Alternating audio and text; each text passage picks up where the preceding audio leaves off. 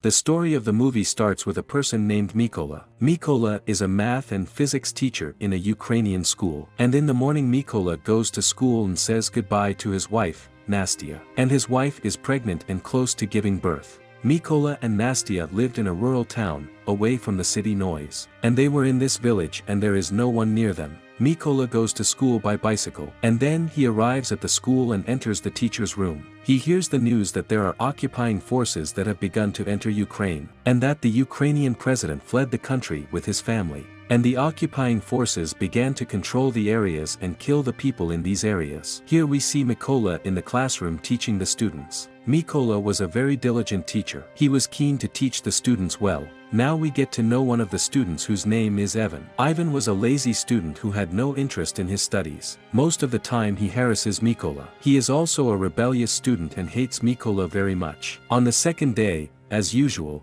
we see Mykola as he goes to school. But on the way, he sees occupying forces close to the area where he lives. But he did not care about them and goes to school. When he arrives at the school, he is surprised that the school has no one. And he was the only one in the school. He saw on the news that the occupying forces had started the attack by seizing the popular places of the population. Mykola remembers the soldiers he saw in the morning, so he goes home to check on his wife. Because she was alone. When he gets home, he sees the soldiers beating his wife. Mykola tries to help her, but one of the soldiers stops him and hits him in the face. Mykola begged the soldiers not to beat his wife because she was pregnant, but they didn't care about what he said. And one of the soldiers burns down their house. Nastia was sad about her house and trying to hit the soldiers with stones, but they shot and killed her. Mykola was shocked that his wife had died, and he was crying hard over his wife's death. Minutes later, 2 Ukrainians come and were in the resistance against the occupying army, and they watch Mykola weeping for his wife. They helped him bury his wife. These 2 introduced themselves to Mykola,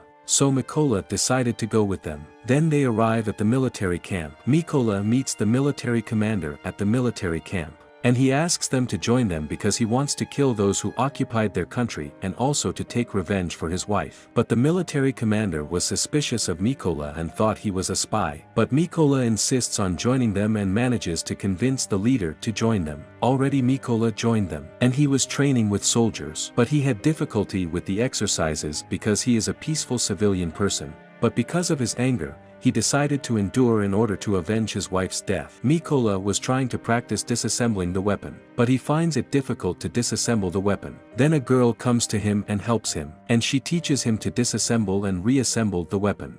And at night Mykola performs harder exercises than the previous exercises. Mykola tells the officer that his name is now not Mykola, but the Black Crow. But the officer tells him that if he works hard in the training, he will be called the Black Crow. Days later, Mykola was diligent in training. He was pressing himself to learn more. And one day the commander was talking to the soldiers and telling them that they needed snipers in the front lines. Only 2 soldiers, including Mykola, volunteer. But the commander mocks him and tells him that he cannot dismantle his weapon in a short time, so how will he take the sniper, set the target and target the enemy? Mykola tells the commander to give him a chance to defuse the weapon in less than 20 seconds. The commander agrees and gives him a Kalashnikov. Mykola surprises everyone when he blindfolds him with a piece of cloth. He was able to dismantle the weapon within 18 seconds without looking at it. The soldiers and commanders were surprised at what Mykola did. They greet him and applaud him. This is the opposite of what was happening previously when they mocked him. Indeed, the commander agrees to join Mykola in his sniper battalion. But the commander gives a weak sniper weapon to Mykola, unlike the rest of the soldiers, who gave them an advanced sniper weapon. But Mykola tells the commander he wants an advanced sniper rifle like the rest. But the commander refuses and Mykola had no other choice but to use this weapon. Then the sniper test begins. The first test was to shoot next to the sniper, and the snipers had to not make any reaction. This is in order for them to be concentrated on the battlefield, if explosions or missiles fall near them. Most of the soldiers failed this test, except for Mykola, who did not give any reaction. After passing this test, he moves on to the second test. The second test was to shoot the target without looking at it. But Mykola fails because of his weak weapon.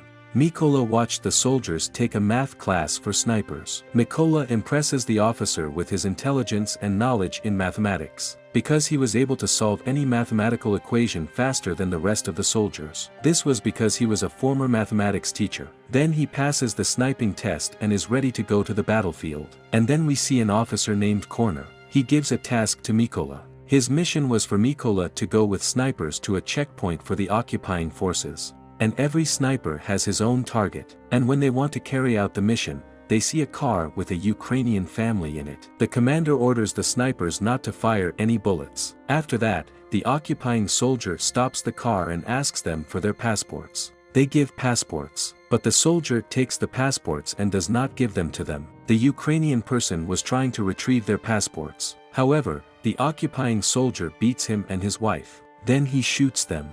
The commander, seeing their brutality, orders the snipers to shoot. Indeed, the snipers were able to shoot simultaneously and kill all the occupying soldiers. After their mission is over, the commander congratulates the soldiers for their success in the mission. When Mikola and the rest of the snipers return to the camp, they are surprised to send a sniper team on a special mission. Mikola watches one of the snipers brutally killed, and then the sniper squad is sent to a new mission. And Mikola was among the snipers. Their mission was to plant mines in the forest in order to ensure that the occupying soldiers did not reach them. The snipers hide and wait for the occupying soldiers to kill them. And indeed the occupying soldiers arrive. Mikola and the other snipers were just waiting for the right time to shoot them.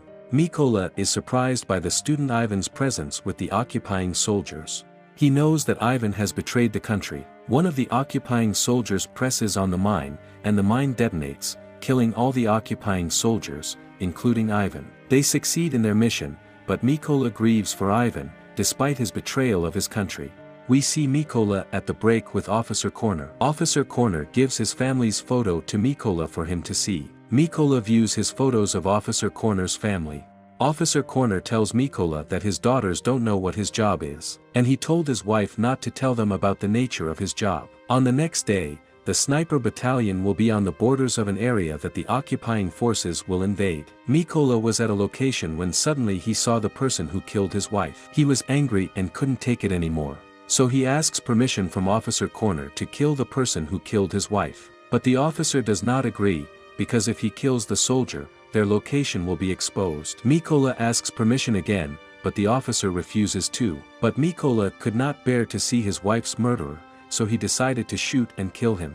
Officer Corner was furious that Mikola had not followed orders. We know that there is a sniper from the occupying forces named Sayuri. Sayuri was one of the most skilled snipers of the occupying army. Sayuri was able to locate Officer Corner, so he managed to kill him. Mikola knows their whereabouts have been exposed.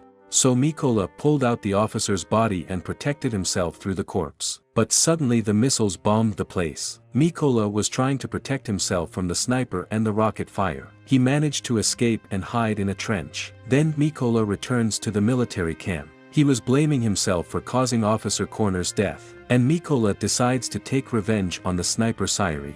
Then Mikola goes on a mission and is alone. He is able to kill snipers from the enemy forces. However, he was injured in the hand and returned to the camp. In this scene comes a phone call to Mikola. The phone call is from the camp general. He tells him that they have obtained information about the sniper Sayuri. The general asks him to have Mikola come to his office to tell him the rest of the details.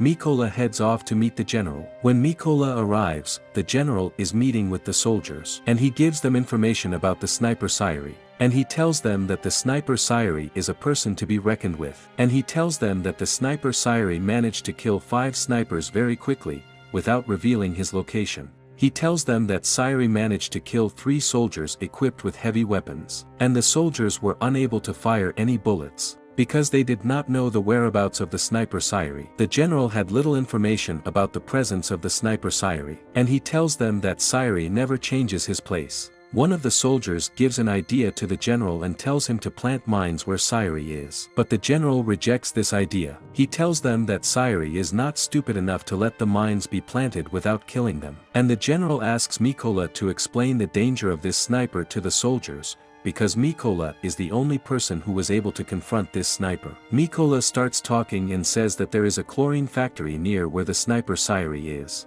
And he knew that the sniper Sayuri was in this place because the bullets were coming from the direction of this place. And he tells them that the idea of planting mines will be a great disaster if they do it because a large number of soldiers will be killed. Then they make a plan, and the general distributes the snipers' positions. The plan was to kill all the soldiers present in the area, so that the sniper Sairi remains alone. And Mikola has to stay on a high place, and then he will go down to Sairi and kill him. And indeed the plan begins. Each sniper takes his position. Mikola sneaks into the soldiers and kills 2 of them. Then he climbs to a high place and informs the leader that he is in a high place. The remaining snipers are ready to shoot the occupying soldiers, and they manage to kill all the soldiers at the same time. Sairi stays with a sniper. Sairi goes out to see what happened. Sairi finds one of the snipers dead. He feels that there is danger in the area, and Sairi calls for support, but they tell him that support will arrive in 10 minutes. Sairi returns to his place in order to secure the area. But Mikola jumps on him from a high place and kills Sairi with a knife. The second sniper is killed by a bomb. 10 minutes later, support arrives. The commander was trying to communicate with Sairi, but it was Mikola who spoke to him and told them that he would kill them all. Mikola manages to shoot the leader, killing him. When the soldiers of the occupiers arrived, the Ukrainian snipers killed them all. After Mikola was able to kill the people who killed his wife and who killed Officer Corner, he goes to his wife's grave. He was saddened by her separation and the separation of his son who was killed in his mother's womb. But he managed to take revenge for them.